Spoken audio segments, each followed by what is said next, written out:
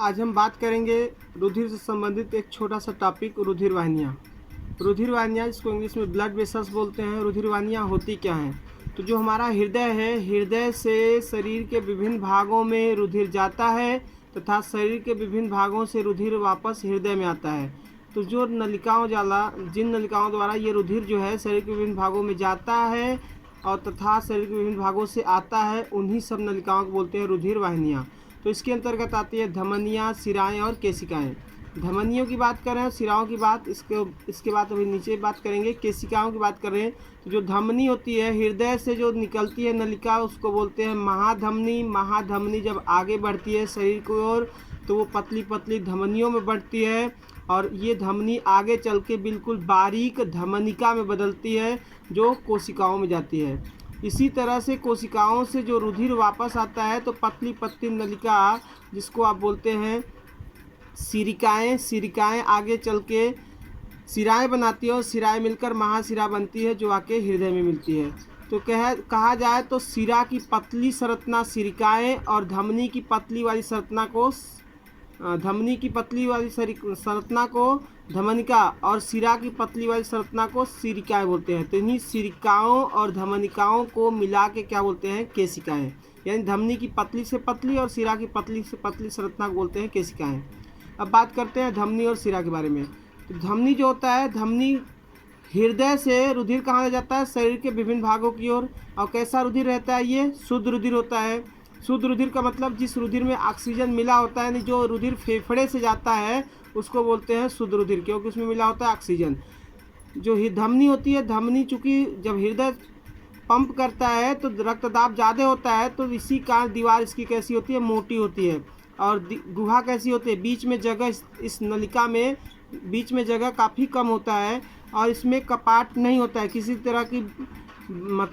तरह की बाधा उधा जैसी संरचना नहीं होती है। इसके बाद ये शरीर के कहाँ से गुजरती है? शरीर के भीतरी सतह से गुजरती है और दिखने में कैसा होता है? लाल रंग का होता है। इसी तरह से देखा जाए सिरा की, तो सिरा जो होता है ये उसी का बिल्कुल अपोजिट, शरीर के विभिन्न भाग से अशुद्ध रुधिर कहाँ ले जाती है? जो हृदय में ले जाती है, उसको बोलते हैं आप सिरा। सिरा में कैसा रुधिर होता है? अशुद्ध रुधिर। अशुद्ध रुधिर क्यों? क्योंकि जब ऑक्सीजन वाला रुधिर पहुंचा कोशिका में हुआ श्वसन में माइटोकॉन्ड्रिया ऑक्सीकरण किया, ऑक्सीकरण के फलस्वरूप बनाया ऊर्जा और ऑक्सीजन। जो ऑक्सीजन बना वो ऊर्जा बना और CO2। तो CO2 जो बनता है तो वो हीमोग्लोबिन फिर उसको कैच करता है। तो जब हीमोग्लोबिन इसके साथ जुड़ जाता है तो हल्के नीले रंग का हो जाता है, तो उसको बोलते हैं आप अशुद्ध रुधिर। तो अशुद्ध रुधिर कौन ढोता है? सिराएँ। और सिरा की दीवार कैसी होती है? पतली। गुहा कैसी होती है? इसकी चौड़ी होती है और कपाट युक्त होते हैं। और बात करें ये तो कहाँ से गुजरती है? शरीर के ऊपरी सतह से मतलब त्वचा के नीचे से। और ये कैसा होता है? हल्का नीला। धमनी को आप नाड़ी भी बोलते हैं और सिरा को आप नस बोलते हैं। अब बात करें धमनी और सिरा में अंतर, तो धमनी और सिरा में अंतर यही है कि धमनी क्या होती है? ये हृदय से शरीर के विभिन्न भागों की ओर रुधिर ले जाती है, और जबकि शरीर के विभिन्न भागों से रुधिर कहाँ? हृदय की ओर लाती है। कौन? सिरा। धमनी में रुधिर कैसा होता है? शुद्ध, जबकि सिरा में अशुद्ध रुधिर। धमनी की दीवार कैसी होती है? मोटी, जबकि सिरा की दीवार कैसी होती है? पतली। धमनी की गुहा कैसी होती है? सक्रिय, जबकि इसकी चौड़ी होती है। धमनी में कपाट रहित होता है, जबकि ये कपाट युक्त होता है।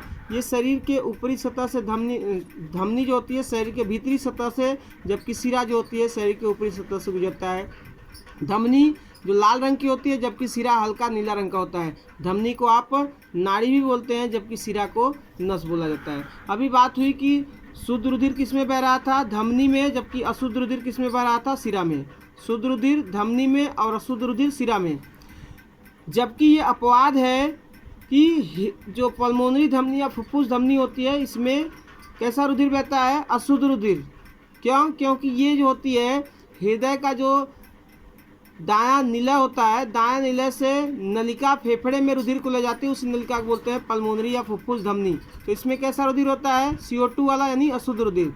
और फेफड़े से एक नलिका आती है जो बाएं अलिंद में रुधिर को लाती है, तो फेफड़े से लाती है तो उसमें होगा ऑक्सीजन, तो कैसा होता है? शुद्ध रुधिर। तो उस नलिका का जो फेफड़े से रुधिर को कहाँ पहुँचाती है? बाएं अलिंद में। तो इस नलिका को बोला जाता है फुफ्फुस या पल्मोनरी सिरा। तो इसमें कैसा होता है? शुद्ध रुधिर। वीडियो देखने के लिए धन्यवाद।